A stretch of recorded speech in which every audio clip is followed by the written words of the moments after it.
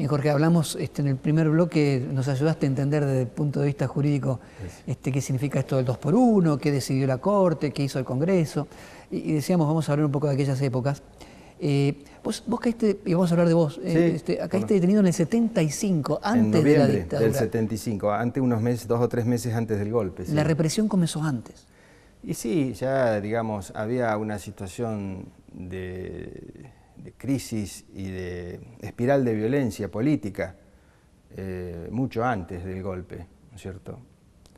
Ya en el año 73, cuando se dan las elecciones y vuelve Perón a la Argentina, ya se produce lo que se conoce como la masacre de Ezeiza, donde hubo un copamiento del palco por parte de los grupos de Osín, de Norma Kennedy, de López Rega, que el general Perón expresamente los puso ahí con esas tareas. De la derecha peronista. La derecha peronista pasando por encima de la autoridad del presidente, que ya lo habían empezado a boicotear al presidente antes de que asuma, ya lo querían echar a Cámpora antes de que asuma, porque esta era la verdad, ¿no es cierto? Perón quería que se llegue a ese punto y después luego echar a los grupos de la juventud que habían ayudado a llegar a este objetivo. En aquella época vos integrabas ¿qué grupo? Y yo era militante de la Juventud Universitaria Peronista, ya que como grupo universitario del proyecto que conducía Montoneros, ¿no es cierto? Bueno, ya se produce una gran desazón en la militancia, con eso que ocurre el 20 de junio del 73 en Ezeiza, que se ve incrementada por lo que ocurre luego el 1 de mayo del 74, cuando Perón insulta, digamos, un poco a la juventud y provoca que nos retiremos de la plaza, ¿no es cierto? Que quedó grabado como que Perón echó a la juventud de la plaza. Se fueron. Echó a los montoneros. Sí, ahí se empiezan a... digamos, y bueno, y la creación por parte de Perón de la AAA, que se da más o menos el 1 de octubre del 73, que lo tenía como un somatén criollo, él había dicho, un somatén criollo al estilo de los que había tenido en España, creo que Primo de Rivera, un grupo pequeño, armado, ágil, secreto, para actuar clandestinamente desde el Estado. Y bueno, lamentablemente... Es una creación de Perón. Sí, totalmente. ¿Vos sos peronista? Provengo de una familia digo, peronista. Como peronista, saber que Perón ordenó crear un grupo pequeño... Sí, obvio que a partir de eso uno fue replanteándose muchísimas cosas, ¿no es cierto?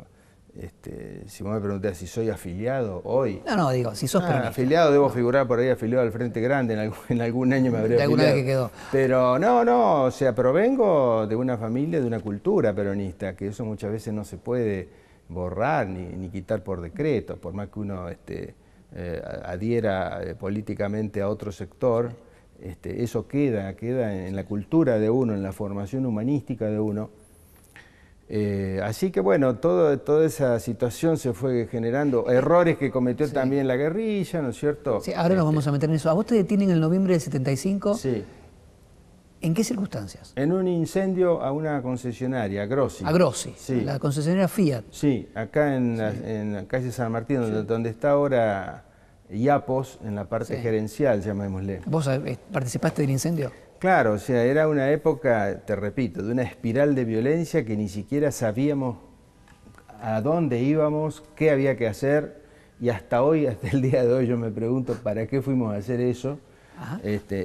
Había ocurrido ya el copamiento de Formosa un mes antes, el 5 de octubre del 75, donde, bueno, que fue desastroso también. ¿Te arrepentís de eso? De ese momento, de ese lugar, de ese día que fuiste a participar de la quema de una concesionaria? No me arrepiento de la militancia, en general, de la lucha que hemos llevado adelante, de los ideales y demás. Por supuesto que se han cometido muchos errores, y en lo personal también he cometido errores, ¿no es cierto? ¿Por ejemplo? De ese caso te digo que ni siquiera sabíamos para qué lo hacíamos. Es decir, era una irracionalidad tal que venía una orden de arriba que decía que había que quemar, no sé si había algún conflicto gremial por allí, Vinculado con la Fiat, vinculado seguramente. Con la Fiat, de hecho, claro, pero la nada Fiat se que terminó ver, yendo. nada que ver en este caso Grossi. Y bueno, se produjo ese hecho. Ese día, ¿vos te acordás de ese día? Sí. Salieron, vamos a quemar Grossi, así de... Sí. Uno ahora se ríe, pero... Sí, bueno, no fue tan así, se preparó supuestamente. Lo más lindo que ya todo esto estaba absolutamente interceptado por los servicios de inteligencia, que tenían todos los teléfonos nuestros pinchados. Ustedes estaban infiltrados. Y seguramente, sí, estábamos infiltrados. Caes detenido y... Ahí caigo detenido, sí. 6 años, 7. 7 años, sí. Más allá de que hoy digas, ¿para qué hicimos aquello y demás? Sí. Lo cierto es que soportaste la tortura. Bueno, sí, es una tortura que se hizo en 2 oportunidades, una en la Guardia de Infantería Reforzada y otra en una de las casitas de Santo Tomé, sí, donde a mí se me preguntaba fundamentalmente, no por lo de Grossi, no tanto por lo de Grossi, sino por el tema de Formosa. Como yo lo declaré a esto en el juicio. Sí. Y vos no tenías idea. En el 2009, no, por suerte no tenía la menor idea. Y bueno, ocurrieron todos estos hechos, hechos muy desgraciados, ¿no es cierto?, en esa época de tanta violencia política. ¿Algunos de estos personajes de los que hablamos hace un rato tuvieron alguna participación en tu detención o en tu tortura? Bueno, yo lo denuncié en el juicio que tramitó a partir del 2002, que yo me presenté como querellante, que se hizo... se los detuvo en el 2005 y se dictó condena en diciembre del 2009. Sí. Yo lo imputé a Nicolás Correa, que era la voz gruesa del interrogatorio, y a Eduardo Curro Ramos, por ser autores de los delitos de tormentos en mi contra. 40 años después. Sí. Si un pibe, ¿tenías cuánto? ¿20 años? ¿18, 16? Sí, soy nacido en el 54, bueno. Sí. Forma parte de un grupo, 21 años, que toma la decisión de, en este caso, quemar una concesionaria y demás. Sí. Está bien que lo detengan, ¿no? Hoy te detendrían. Seguramente. Hoy si vas por la calle corriendo después de quemar Seguramente, sí, sí. La locura vino después. Es decir, una cosa es que te detengan porque habías cometido un delito y otra cosa es que te torturen. No, sí. De todas maneras, lo que hay que tener en claro, que la represión ilegal no comenzó el 24 de marzo. El 24 de marzo del 76 se produjo un desarrollo tremendo de la represión ilegal, pero la misma ya se venía desarrollando a partir de la creación de la AAA y del funcionamiento de grupos de tarea. En el caso acá en Santa Fe tenemos el asesinato de las abogadas Urquía y Samaro en el año 74 y tenemos en la provincia de Santa Fe 50 asesinados por el terrorismo de Estado antes del golpe. 20 acá y 30 en Rosario, que durante el gobierno de Silvestre Beñez. ¿Alguien que sufrió la tortura como vos, el miedo se va en algún momento? ¿O queda algo?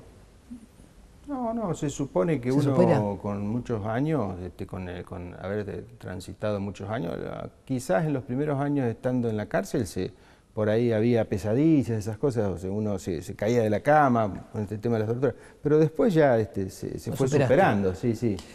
¿Cómo fue? ¿En qué año recuperaste la libertad? En el noviembre del 82. ¿Cómo fue ese momento, ese día, cuando te abrieron la puerta de la cárcel y pisaste la calle? ¿Qué recordás? Yo estaba, en los últimos 2 años de detención estuve en Rawson, ya había pasado por Sierra Chica, La Plata, Caseros, Coronda, y me llevaron a La Plata para liberarme, ya sabía que me liberaban. Y desde La Plata, me mandaron, nos largaron desde allá con un poco de dinero para pagar el colectivo, ir a Retiro y venir acá, me estaban esperando en la estación de colectivo. Era una realidad, digamos, después de 7 años donde no veía la calle, digamos, nos habían llevado en avión siempre de un lado a otro, encapuchados, o sea, para mí era algo tremendo. Pero bueno, pude reordenar mi vida con mucho apoyo familiar. ¿De ese día qué recordás? Eso, que primero me fueron a esperar a la estación de colectivos, mis familiares, mis compañeros, mis amigos. Después nos reunimos esa tardecita en mi casa, en Calle Vera, entre San Martín y San Jerónimo, donde teníamos la casa en ese momento. Y después ya, al poco tiempo, bueno, me vuelven a detener a mí en marzo del 2003, 83. 83. Sí, se me Claro. mezclan.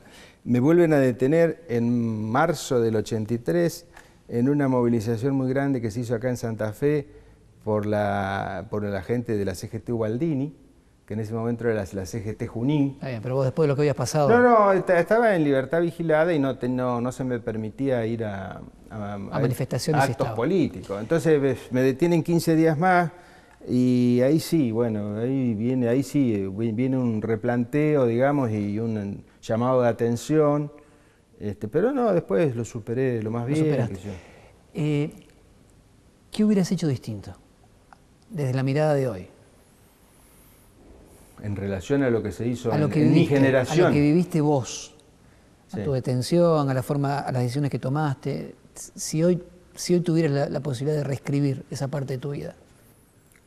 Bueno, habría que ubicarse en tiempo y lugar, Sí, porque sí, pero desde hoy. en aquella época, bueno, si yo tuviera que dejar un mensaje hoy a mis hijos, ante una situación parecida, yo les diría que evidentemente que hay que aprender de la historia, de las cosas buenas y de las cosas malas, no volver a repetir los errores políticos cometidos, ser serios en los planteos, estudiar, y reflexionar, no dejarse llevar muchas veces por ejemplo, en la época del Lucha y Vuelve, nosotros éramos la Juventud Maravillosa. ¿Cómo no voy yo a sentirme orgulloso en No aquel dejarte momento? llevar por las narices. No, claro, o sea, ser reflexivo en las conductas políticas o sociales que uno tenga, ¿no es cierto? Y el Pero uso, a tus es muy hijos, difícil ubicarse hoy. sobre el uso de la violencia, ¿qué le dirías a tus hijos? Bueno, el uso de la violencia lamentablemente signó la historia política argentina. ¿Y a tus hijos qué les dirías? A mis hijos les diría que sean conscientes de todo lo que ocurrió, qué sé yo, desde los bombardeos a Plaza de Mayo del año 55, a todos los fusilamientos del 56, a la historia triste de nuestro país, que provocó tanto odio, que generó tantas revanchas, y bueno, luego a no caer en caminos fáciles de propuestas, como por ejemplo la que hubo en aquel entonces, el foquismo, que estaba Sí, de ellos moda. me quedan muy poquitos segundos, Sí. pero si están en el momento de decir, la situación es horrible, Sí. ¿tomo la violencia o la dejo? No, por supuesto que lo voy a desaconsejar siempre, voy a desaconsejar la violencia siempre, y buscar que en todo caso a los que produzcan hechos violentos los corrija el Estado, a no perder el Estado de Derecho. Si algún día, lamentablemente, que no creo que vuelva a ocurrir, se vuelve a perder el Estado de Derecho, bueno, ahí el pueblo tiene derecho a resistir. Que ojo, con esto no quiero convalidar ninguno de aquellos hechos, ¿no es cierto? Son distintos y hubo algunas conductas que se hicieron de manera muy equivocada y que hay que hacerse tarde o temprano algún replanteo de aquello. Pero bueno, son dos realidades muy distintas, la de aquel entonces y la de hoy. Seguro, seguro. Jorge, muchísimas gracias. Bueno, gracias a vos, José, muy amable.